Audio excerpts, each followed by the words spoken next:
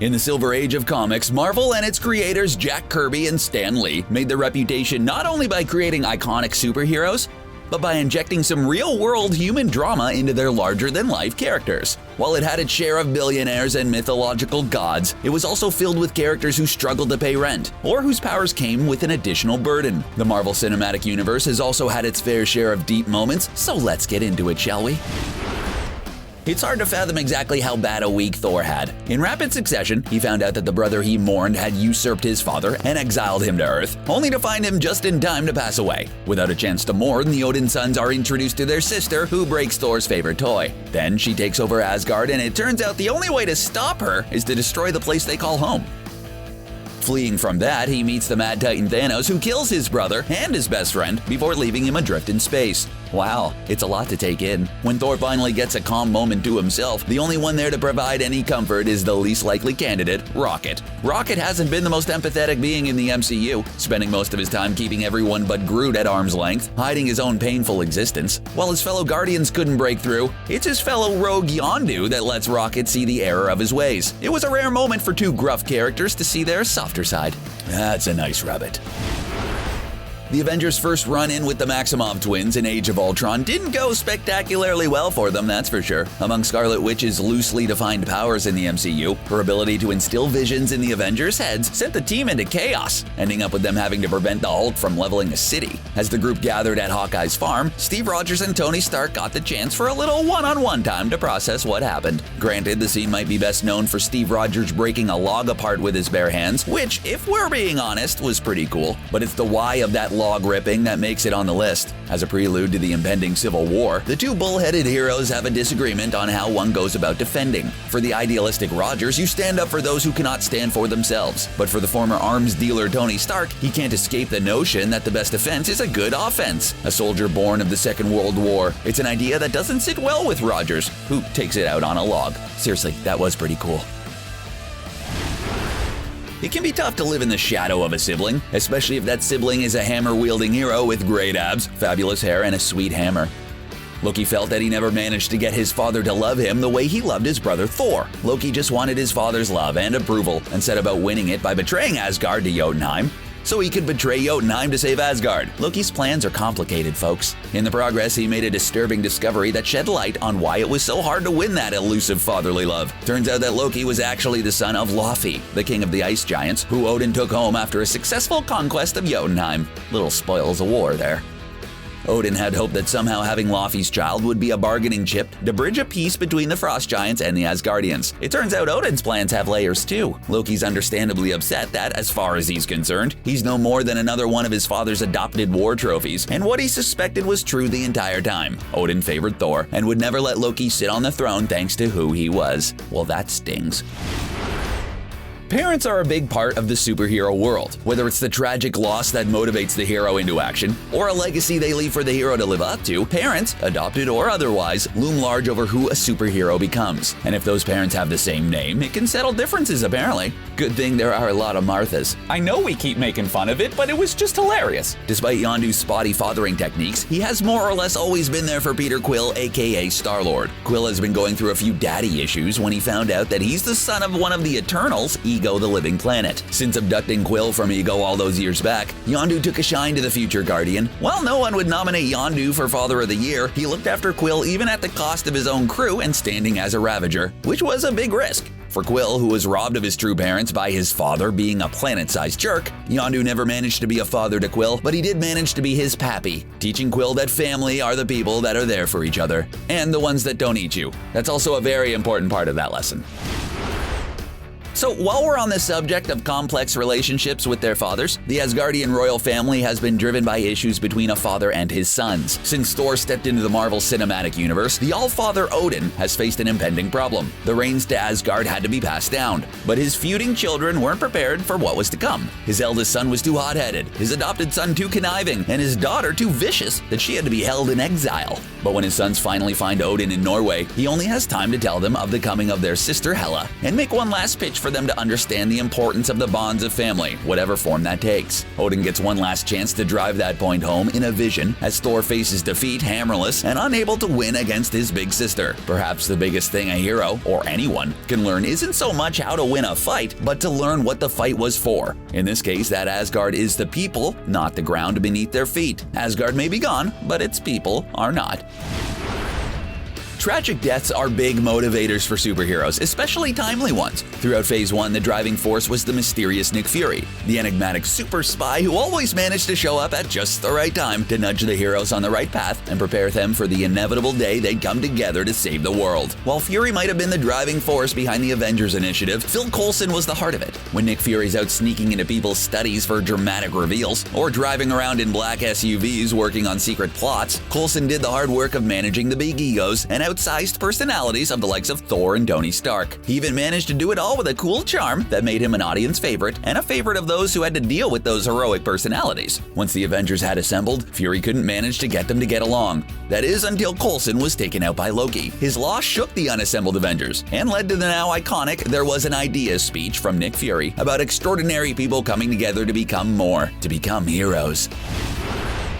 Being a mentor is hard, especially when you've crafted such a devil-may-care attitude. When Tony Stark recruited a teenage wall crawler from Queens as a secret weapon in Civil War, that was a role that he took on. Parker had been admiring Tony Stark long before encountering radioactive spiders and wants nothing more than to make an impression on his hero. When Adrian Toomes starts picking up lost Chitauri and other alien tech and selling it, Parker takes the opportunity to be the hero he thinks Tony would want him to be. Responsibility is a big factor for Spider-Man, no matter what universe he's in or who's under the mask. It's a complex lesson that Parker learns more about with every adventure. Stark had tried to tell Peter to stand down and to be a friendly neighborhood Spider-Man. Of course, teenagers are notorious for not doing what they're told, and Parker faces Vulture again on a ferry where things go wrong and Iron Man is forced to intervene once again, which doesn't impress Tony Stark very much. An angry Tony has to face his young protege and stress that his actions have consequences, just like Tony recruiting Parker had consequences. It's a heartbreaking scene. No one likes to be grounded.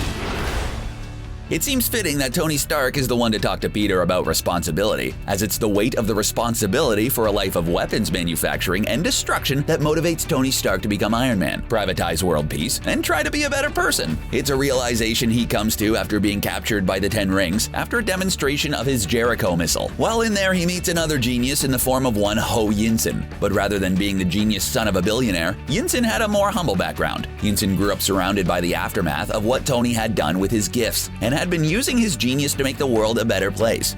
In creating the magnet that saves Tony's life, helping him create the arc reactor, and build the Mark I Iron Man armor, Yinsen does more than just give Tony a second chance. He gives Tony a new direction. The last thing Yinsen says as he charges off to give Tony the time to power up is to not waste his life. A lot of people have tried to get through to Stark, but that one line, that one sacrifice, that made the biggest change. The comic story that inspired Captain America: Civil War was a huge event that spanned the entire Marvel Universe and changed the landscape for many of its heroes. There were some big moments in it, some of which were translated to the MCU's big crossover event movie. One of those iconic moments came in the form of a speech Captain America gave to SpiderMan when he recruited him to switch sides. It's an inspirational speech that gets to the core of who Captain America is, someone who does the right thing no matter who might stand in his way, that even if the whole world is telling you that something wrong is right and is telling you to move, it's your duty to plant yourself like a tree and say, "No, you move." It's the very same principle of the skinny kid from Bronx who could do this all day. When Cap's opposed to his friends, questioning his decisions in the Civil War movie, the speech is credited to his one true love, Peggy Carter, via her niece Sharon at Peggy's funeral. It's the kind of reminder of the conviction to do the right thing that Abraham Erskine had seen in him all those decades ago. The work of Abraham Erskine had sent ripples throughout the entire MCU. Characters like Luke Cage, the Winter Soldier, and even the Hulk are all products of attempts to recreate his super soldier formula, all with mixed results. Should Erskine have survived, they'd have known the missing element. Steve Rogers becoming Captain America was Erskine's biggest contribution to the MCU, not for what he put in Cap's blood, but for what he saw in Cap's heart. In explaining the earlier failures of the super soldier serum and the origins of the marquee Captain America villain Red Skull, Erskine answers the question of why why he'd choose Steve Rogers. Erskine explains that the serum enhances what's inside, and that someone who has always had power doesn't respect it, but a weak man knows the value of both strength and compassion. True to Erskine's word, the skinny Steve Rogers that becomes Captain America is defined as much by his strength as his compassion. That became Cap's driving force and what makes him the moral center of the Marvel Universe. Even Mjolnir had to give a nod to the good Captain on that front, budging just a little bit when the rest of the Avengers were trying to lift the God of Thunder's hammer. If the MCU is driven at times by the attempt to create the ultimate soldier that'd fight the battles for us, Age of Ultron might be the ultimate expression of that folly. Rather than a soldier, Stark and Banner use the Mind Stone to hopefully create an android that'll be the end game to all their troubles. Get it? Endgame? Haha. Whether it's from the comics or the movies, Ultron is always about upgrading himself. His last great upgrade eventually became the android we came to know as the Vision, who was molded with the Mind Stone with the help of a little lightning from the God of Thunder himself. It only seems fitting that after Ultron tried to destroy his creators, he's faced by his own creation. The last of the Ultrons tries to tell Vision that the humans are doomed. Ultron has created a network of failsafes to keep himself coming back, to make himself forever, but Vision doesn't see it that way. For Vision, there's beauty in impermanence, and honor in sharing the moments that one has. While Vision might not get through to Ultron, who thinks he's unbearably naive, it's a touching reminder that there's beauty in existence, even if it's impermanent. There's no shortage of lessons on the ethics of power in the Marvel Universe. It's one of the main themes of both the comics and the MCU. No other hero in the history of comics has symbolized that more than our friendly neighborhood Spider-Man. We all know the story of a skinny nerd bitten by a radioactive spider whose first impulse is to make money and finally show those who picked on him who's boss, until he loses the uncle who gave him the most famous piece of wisdom in comic book history. Say it with us. With great power comes great responsibility. It's even been quoted in Supreme Court decisions. Seriously. With 2 franchises in just over 2 years, when Spider-Man joined the MCU, the decision was made not to rehash perhaps one of the best-known origin stories in comics. Not that we didn't get hints that the MCU Spider-Man hadn't learned that lesson when he tells Stark that, when you can do the things that I can and you don't, and then the bad things happen, they happen because of you. It's something Tony can certainly relate to, and it's a fitting tribute to Parker's iconic saying. For the MCU movies, these deep moments are little breaks in the middle of wild action and lighthearted humor. For the Netflix shows, deep moments are less the exception and more the rule. For the first season of Jessica Jones, that theme ran deep throughout each of the 13 episodes. Jessica Jones was far from a marquee character like some of her Defender teammates. In Jones, we got someone who avoided her powers, who ran away from the responsibility that drove people like Stark, Rogers, and Parker. Someone for whom that burden was a bit too much to carry. But also in her nemesis Kilgrave, it explored the nature of abuse and the weight it places on its victims beyond the physical, as the guilt, anger, and feelings of helplessness that can come with it may take control of anyone, even if you have superpowers. At one point, Jessica tries to redeem her abuser to show him the responsible use of his power, but you can't save everyone from themselves. It's a darker and more complex story that only could have been told through Jones and the more mature series, which set a high bar for Marvel's Netflix shows. We sure will miss them.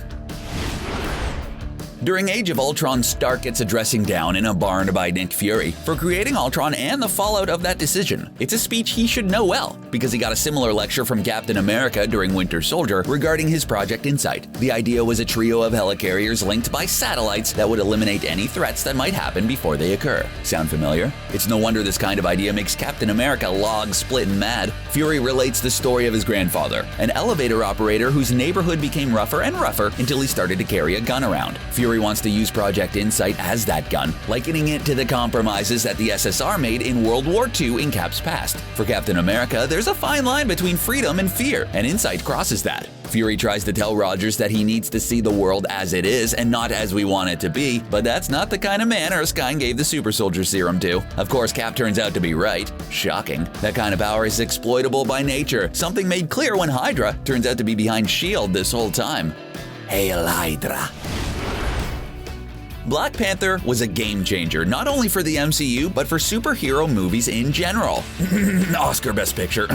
It had most of the hallmarks that made a great superhero story. There were amazing set pieces, fantastic supporting characters, and a compelling villain. It's not unusual for the hero to have to face the consequences of their parents' actions. Whiplash from Iron Man 2 was seeking revenge for something Howard Stark had done, as well as the Ironmonger. Hela was more than a little miffed at being banished by Odin, as well as Malekith. Black Panther stood out on how it dealt with these elements moments of the superhero story. T'Challa finds out that his father had orphaned Killmonger to protect a secret that Wakanda probably shouldn't have kept. While the heroes are usually on the right side of things, T'Challa has to face the fact that his family and the kingdom of Wakanda were wrong. That despite all the good intentions they had, for a moment, they became the bad guys. It's a moment that brings the strong and dignified T'Challa to tears, which in itself is an amazing moment of vulnerability that shows the strength and empathy live side by side. And just like Erskine would say, they make a hero.